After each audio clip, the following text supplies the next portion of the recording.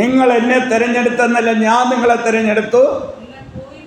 നിങ്ങൾ പോയി ഫലം കായ്ക്കേണ്ടതിനും നിങ്ങളുടെ ഫലം നിലനിൽക്കേണ്ടതിനും നിങ്ങളെ ആക്കി വെച്ചിരിക്കുന്നു.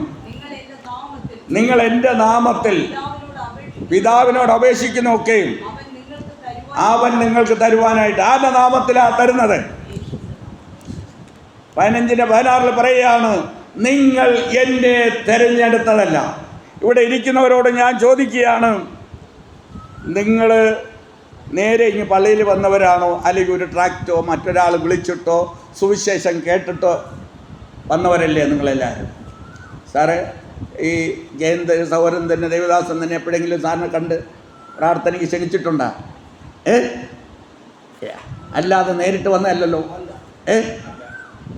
അപ്പോൾ ഇവിടെ ഒന്നുകൂടെ വായിച്ചത്,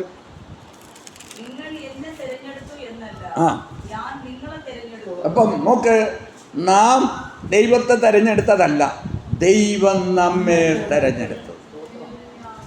എന്തിനു വേണ്ടി തിരഞ്ഞെടുത്തു? നിങ്ങൾ പോകണം, പോയി എന്തിനും? ഫലം കായ്ക്കേണ്ടതിനും,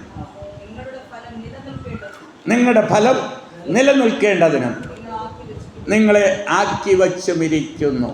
ഒന്ന്, നാം ദൈവത്തെ തിരഞ്ഞെടുത്തല്ല, ദൈവം നമ്മെ തിരഞ്ഞെടുത്തിരിക്കുകയാണ്. എന്തിനു വേണ്ടി ഇവിടെ തിരഞ്ഞെടുത്തത്? പോയി ഫലം കായ്ക്കണം. എന്നിട്ട് എന്ത് ചെയ്യണമെന്ന് പറഞ്ഞിരിക്കുന്നത്? നിലനിൽക്കണം. ഓക്കെ, ഞാൻ പ്രാർത്ഥിക്കുകയാണ്, സ്തോത്രം ദൈവമേ എന്നെ അനുഗ്രഹിക്കണമേ ദൈവമേ.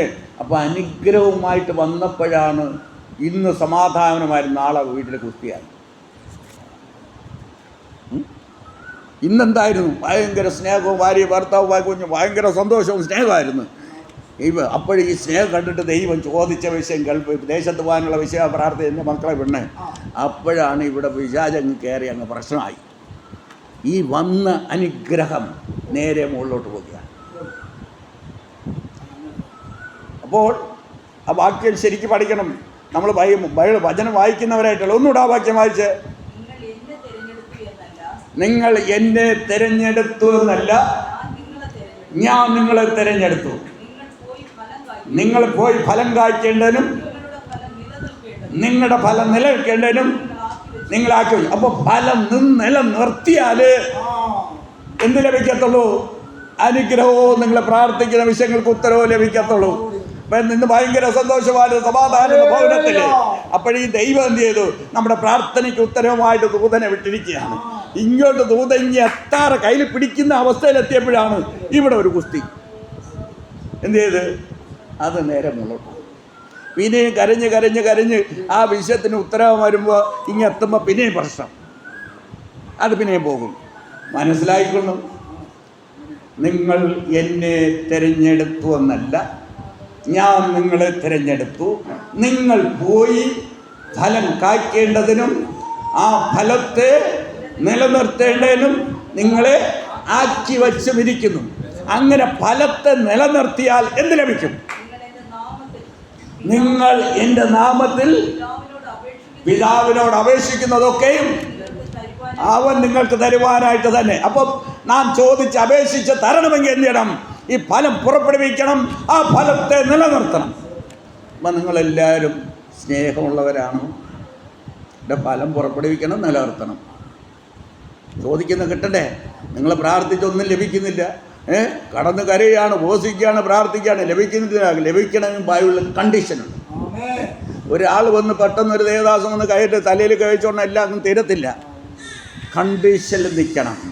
കണ്ടീഷനിൽ മാത്രമേ ദൈവം പ്രവർത്തിക്കുള്ളൂ. പറഞ്ഞോട്ടോ, ദൈവത്തെ അറിയാത്ത ഒരാൾ, ഇപ്പം ഇവരൊന്നും അറിയത്തില്ല, ഇവർക്കൊക്കെ വേണ്ടി പ്രാർത്ഥിച്ച ദൈവം അവരെ മാനിച്ച് ദൈവം വിളിച്ചു. എന്നാൽ ഈ സത്യം അറിഞ്ഞവർ, ഈ വചനം അറിയാവുന്നവർ, അവർ കണ്ടീഷനിൽ നിൽക്കാതെ ഒരു വിടുതലും നടക്കത്തില്ല.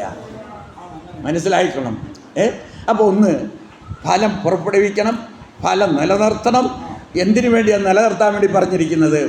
എൻ്റെ നാമത്തിൽ പിതാവിനോട് ചോദിക്കുന്നതൊക്കെ തരുവാനായിട്ട്. അപ്പം ഫലമെന്ന് പറയുന്ന സ്നേഹം, സന്തോഷം, സമാധാനം. അപ്പം സ്നേഹം, സമാധാനം, സന്തോഷം നമ്മുടെ ജീവിതത്തിൽ ഉണ്ടാകുകയും അതിനെ നിലനിർത്തിക്കൊണ്ട് പോവുകയും ചെയ്താൽ നമ്മുടെ പ്രാർത്ഥനയ്ക്ക് ഉത്തരം ലഭിക്കത്തുള്ളൂ. മനസ്സിലാകുന്നുണ്ടോ?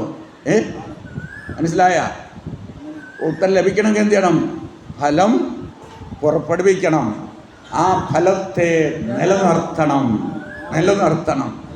എങ്കിൽ നാം ചോദിക്കുന്നത് സ്വർഗത്തിലെ ദൈവം നമുക്ക് തരും. പ്രൈസലോ.